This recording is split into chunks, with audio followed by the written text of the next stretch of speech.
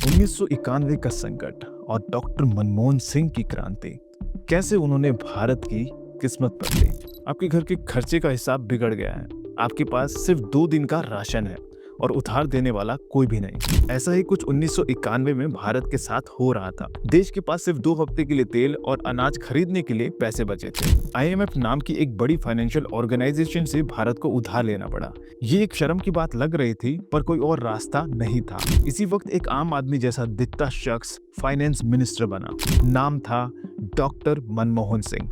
वो बहुत सिंपल थे, ना ज्यादा बोलते, ना किसी कंट्रोवर्सी में पड़ते, पर उन्होंने जो काम किया वो भारत की इकोनॉमी की तकदीर बदलने वाला था। डॉक्टर मनमोहन सिंह ने कहा, अगर भारत को बदलना है तो नए तरीके अपनाने पड़ेंगे। उन्होंने सबसे पहले लाइसेंस राज को खत्म किया। सोचिए, अगर आप एक छोटा बिजनेस शुरू करना चाहते हैं और हर काम के लिए 10 परमिशंस लेनी पड़े, ये टाइम और पैसा दोनों बर्बाद करता है। डॉक्टर मनमोहन सिंह ने इस सिस्टम को खत्म कर दिया। अब बिजनेस शुरू करना आसान हो गया। ट्रेड के नए रूल्स बनाए। पहले लोगों को बाहर से चीजें खरीदने या बेचने में रेस्ट्रिक्शंस होती थी।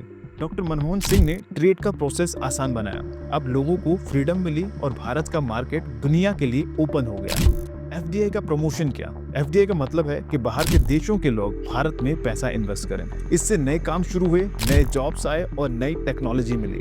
ग्लोबलाइजेशन को मौका दिया। सोचिए, एक गांव के दुकानदार को अपना माल पूरे देश में बेचने का मौका मिले। ऐसे ही डॉक्टर मनमोहन सिंह ने भारत की कंपनीज को दुनिया भर में बिजनेस करने का चांस दिया। डॉक्टर सिंह के इन रिफॉर्म्स का असर तुरंत दिखने लगा। भारत की इकोनॉमी तेजी से बढ़ने लगी। आज का IT सेक्टर जैसे इन्फोसिस और TCS उन्हीं रिफॉर्म्स की वजह से दुनिया भर में फेमस हुआ। भारत के बाजार और लोग ग्लोबलाइजेशन का हिस्सा बन गए। एक बार डॉक्टर मनमोहन सिंह ने कहा था, history will be kinder to me than the media. History will be kinder to me than the contemporary media or the past. और आज ये सच हो गया है। उन्होंने कंट्रोवर्सी से दूर रहकर अपने काम से साबित किया कि सिंप्लिसिटी और ऑनेस्टी का असर कितना बड़ा हो सकता है। आज उनका जाना एक बड़े लॉस की तरह महसूस हो रहा है, पर उनका काम और उनकी सोच हमेशा जिंदा रहेगी।